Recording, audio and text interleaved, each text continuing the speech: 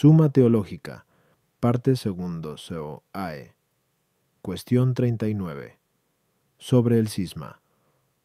Corresponde a continuación tratar de los vicios opuestos a la paz en el plano de la acción. El cisma, la riña, Q, 41, la sedición, Q, 42 y la guerra, Q, 40. Sobre el cisma, en primer lugar, se formulan 4 preguntas. ¿El cisma es pecado especial? ¿Es más grave que la infidelidad? La potestad de los cismáticos. Sus penas. Artículo 1. Es pecado especial. El cisma, lat. Objeciones por las que parece que el cisma no es pecado especial. 1. El cisma, como dice el Papa Pelagio, suena a desgarro. Ahora bien, todo pecado, a tenor de lo que afirma el profeta, produce desgarro.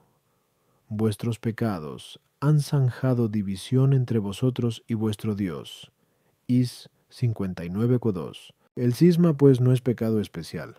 Tú, se considera cismáticos a quienes no obedecen a la Iglesia, pues bien, en todos sus pecados desobedece el hombre a los preceptos de la Iglesia, ya que, según San Ambrosio, el pecado es la desobediencia a los mandamientos del cielo, luego todo pecado es cisma. 3. La herejía sustrae igualmente al hombre de la unidad de la fe. Sí, pues, el cisma implica división. No parece que se distinga del pecado de infidelidad como pecado especial. Contra esto está el hecho de que San Agustín, en el tratado Contra Faust, distingue entre cisma y herejía, diciendo que se da el cisma cuando uno opina lo mismo y adora con el mismo rito que los demás, y sólo se complace en la separación de la congregación. La herejía, empero, opina cosas diferentes de las que cree la Iglesia católica. El cisma, pues, no es pecado general. Respondo. Según expone San Isidoro en el libro Etimol, que la palabra cisma se ha tomado de la escisión de pareceres, pues bien, la escisión se opone a la unidad, y por eso se llama pecado de cisma el que directa, y esencialmente se opone a la unidad. En efecto, así como en el orden natural, no constituye especie lo que es accidental, así tampoco en el orden moral, en el que lo intencional es esencial, mientras que lo que cae fuera de la intención es, por así decirlo, accidental. Por eso, el pecado de cisma es propiamente pecado especial. Por el hecho de que intenta separar de la unidad realizada por la caridad, ésta no solamente une a las personas entre sí por el vínculo especial del amor espiritual, sino que une a toda la Iglesia en la unidad del Espíritu. Por tanto, se considerará como cismáticos en sentido estricto a quienes espontánea e intencionadamente se apartan de la unidad de la Iglesia, que es la unidad principal. En efecto, la unión particular de unos con otros está ordenada a la unidad de la Iglesia, del mismo modo que la organización de los miembros en el cuerpo natural está ordenada a la unidad de todo el cuerpo.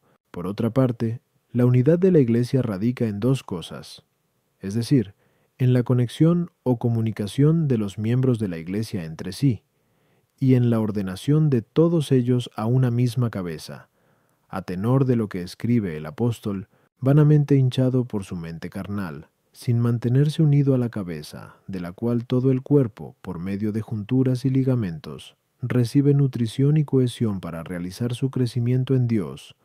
Col 2, 18, 19. Pues bien, esa cabeza es Cristo mismo, cuyas veces desempeña en la Iglesia el sumo pontífice. Por eso se llama cismáticos a quienes rehúsan someterse al romano pontífice y a los que se niegan a comulgar con los miembros de la Iglesia a él sometidos. A las objeciones 1. La división entre el hombre y Dios por el pecado no es intentada por el pecador, sino que más bien se produce fuera de su intención, por su desordenada conversión hacia el bien perecedero. De ahí que no sea en rigor cisma, doy. El cisma consiste esencialmente en no obedecer a los preceptos en un espíritu de rebelión, y digo con rebelión, subrayando con ello tanto el desprecio pertinaz hacia los preceptos de la Iglesia, como la negativa a someterse a su juicio, y esto no lo hace el pecador, por eso no todo pecado es cisma. 3. La diferencia entre la herejía y el cisma hay que considerarla en función de aquello a lo que cada una se opone esencial y directamente. La herejía, en efecto, se opone directamente a la fe. El cisma, en cambio, se opone a la unidad eclesiástica de la caridad, de ahí que, siendo la fe y la caridad virtudes diferentes, aunque quien carece de fe carece de caridad, el cisma y la herejía son también pecados distintos, aunque todo hereje es también cismático, pero no al contrario. Así lo dice San Jerónimo en Epist. ad Gal. Entre el cisma y la herejía creo que hay esta diferencia. La herejía cree dogmas alterados, mientras que el cisma separa de la Iglesia. Sin embargo, del mismo modo que la pérdida de la caridad es camino que lleva a la pérdida de la fe, según el testimonio del apóstol, de las cuales, de la caridad y demás, algunos se desvían viniendo a dar en vaciedades. 1 Tim 1:6. El cisma es también, por su parte, camino hacia la herejía. Por eso San Jerónimo, en el mismo lugar, añade: el cisma, en un principio y en parte, puede entenderse como distinto de la herejía, mas no hay cisma en que no se forje herejía, para convencerse de que ha obrado rectamente apartándose de la Iglesia. Artículo 2. ¿Es el cisma pecado más grave que la infidelidad? Lat. Objeciones por las que parece que el cisma es pecado más grave que la infidelidad. 1. El pecado mayor se castiga con pena también más grave, como vemos en la Escritura. Conforme a su delito, será la cuenta de los azotes. Dt 25:2. Ahora bien, el pecado de cisma ha sido más castigado que el de infidelidad o el de idolatría. En efecto, tenemos constancia de que por la idolatría algunos fueron muertos a espada por mano humana, ex 32, 27, 28, mientras que sobre el pecado de cisma leemos: pero sí, haciendo Yahvé algo insólito, abre la tierra su boca y se traga cuanto es suyo, y bajan vivos al abismo, conoceréis que estos hombres han blasfemado de Yahvé. Num 16:30. Por su parte, las 10 tribus que se disgregaron del reino de David, por pecado de cisma, fueron castigadas gravísimamente, como consta también en la Escritura. 4 Re 17, 27. El pecado de cisma, pues, es más grave que el de infidelidad. Tua. El bien de la colectividad es mayor y más divino que el bien de uno, como demuestra el filósofo en Ethic. Pues bien, el cisma se opone al bien de la multitud, porque es contrario a la unidad de la Iglesia. La infidelidad, en cambio, atenta contra el bien particular de uno, a saber, la fe de un solo hombre. Por tanto, parece que el cisma es pecado más grave que el de la infidelidad. 3. Al mayor mal se opone el mayor bien, como expone el filósofo en Wetton's Ethic. Ahora bien, el cisma se opone a la caridad, virtud mayor que la fe, a la que se opone la infidelidad, como queda dicho, 6. Luego el cisma es pecado más grave que el de la infidelidad. Contra esto, está el hecho de que la adición a otra cosa es mayor que ésta, sea en el bien, sea en el mal. Ahora bien, la herejía resulta de la adición al cisma, ya que añade un dogma perverso, según el testimonio de San Jerónimo antes aducido. En consecuencia, el cisma es menor pecado que el de infidelidad. Respondo.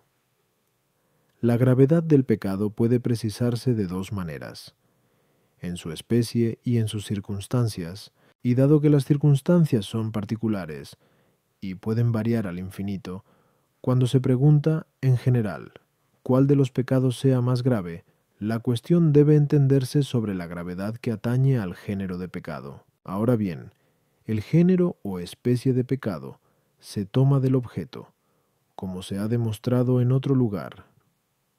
1.2q, 72a, 2q, 73a, 3. Por eso, el pecado que se opone a mayor bien es más grave en su género, como el pecado contra Dios es mayor que el cometido contra el prójimo. Pues bien, es evidente que la infidelidad es pecado contra Dios mismo, en cuanto que es en sí mismo la verdad primera en que se apoya la fe. El cisma, en cambio, se opone a la unidad de la Iglesia, que es un bien participado, menor que Dios mismo. Resulta, pues, evidente que el pecado de infidelidad, por su naturaleza, es más grave que el de cisma. Esto no obsta para que algún cismático peque más gravemente que el infiel, sea por el desprecio mayor, sea por el peligro mayor que supone, sea por otras razones por el estilo. A las objeciones, 1. Era ya evidente para el pueblo hebreo, por la ley recibida, que había un solo Dios y que no había que adorar a otros dioses. Y esto les había sido confirmado con muchas señales. No era, pues, necesario que quienes pecaban contra esa fe por idolatría fueran castigados con inusitada pena, sino con la corriente. Sin embargo, no tenía tan claro que Moisés debería ser siempre su caudillo. Era por lo mismo necesario que quienes se rebelaban contra su principado fueran castigados de manera extraordinaria e inusitada. También se puede responder que el pecado de cisma a veces era castigado con mayor severidad en aquel pueblo, porque era propenso a las sediciones y al cisma. De ello da testimonio el Pinoes de 4:19 diciendo: ya de antiguo, esa ciudad se rebeló contra los reyes, y en ella se fraguaron sediciones y revueltas, y a veces se inflige pena mayor por el pecado cometido con mayor frecuencia, como ya hemos demostrado. 1 Dosqui 5 2 ad 9. Dado que hay penas medicinales cuyo objetivo es apartar a los hombres del pecado, por eso, donde hay mayor inclinación al pecado, se debe aplicar pena más severa, y las 10 tribus fueron castigadas no sólo por el pecado de cisma, sino también por el de sedición, como allí mismo se constata. 4. Re 17:21. CCTF. Triridon denuncia. Tu. El bien de la colectividad es mayor que el de un particular de la misma, y también menor que el bien exterior al que se ordena la multitud, al igual que el bien del ejército es menor que el del general. De la misma forma, el bien de la unidad eclesiástica, a la que se opone el cisma, es menor que el de la verdad divina, al que se opone la infidelidad. 3. La caridad tiene dos objetos, el principal, que es la bondad divina, y otro secundario, es decir, el del prójimo. Pero el cisma y los demás pecados cometidos contra el prójimo se oponen a la caridad en cuanto al bien secundario, menor que el objeto de la fe, es decir, Dios mismo. De ahí que estos pecados sean menores que la infidelidad, no es, en cambio, menor el odio de Dios, opuesto a la caridad en cuanto a su objeto principal. Sin embargo, entre los pecados contra el prójimo, el mayor parece que es el cisma, por ser el pecado que va contra el bien espiritual de la colectividad. Artículo 3. ¿Tienen alguna potestad los cismáticos? Las objeciones por las que parece que los cismáticos tienen alguna potestad. 1. San Agustín en el libro Contra Donat escribe: lo mismo que a su vuelta a la iglesia los que estaban bautizados antes de abandonarla no se rebautizaban, así los que vuelven a ella y estaban ordenados no se vuelven a ordenar. Ahora bien, el orden es potestad. Luego los cismáticos conservan cierta potestad porque retienen el orden. Según escribe también San Agustín en el libro de Unic, el separado puede conferir sacramentos, como los puede recibir. Pues bien, la potestad de conferir sacramentos es potestad máxima. Por tanto, los cismáticos separados de la Iglesia tienen potestad espiritual. 3. El Papa Urbano escribe que a los en algún tiempo consagrados por los obispos, según el rito católico, pero separados de la Iglesia romana por el cisma, al volver a la unidad de la Iglesia, debemos recibirlos con misericordia, conservando sus propias órdenes, con tal de que su vida y ciencia les recomiende. Pero no sucedería esto si no quedara poder espiritual en los cismáticos. Estos, pues, tienen poder espiritual. Contra esto está el testimonio de la autoridad de San Cipriano, manifestado en una carta, recogida en el decreto y expresado en estos términos: quien no observa ni la caridad del espíritu ni la unión de la paz, y se separa del vínculo de la Iglesia y del colegio de los sacerdotes y del obispo, no puede tener ni potestad ni honor. Respondo: la potestad espiritual es doble, la sacramental y la de jurisdicción. La potestad sacramental es la conferida por la consagración. Pues bien, todas las consagraciones de la Iglesia son permanentes en tanto dure la consagración, como es evidente en las cosas inanimadas.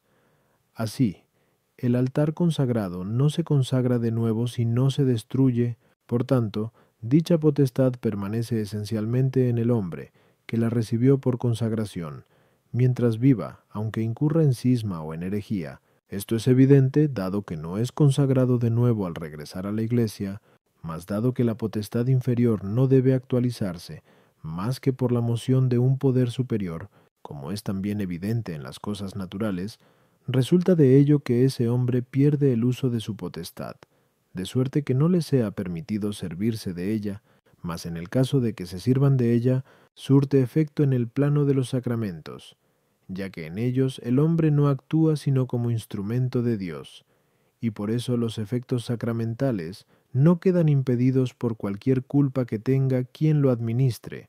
La potestad, en cambio, de jurisdicción es la conferida por simple intimación humana. Esta potestad no se adquiere de manera inamovible, y por eso no permanece ni en el cismático ni en el hereje.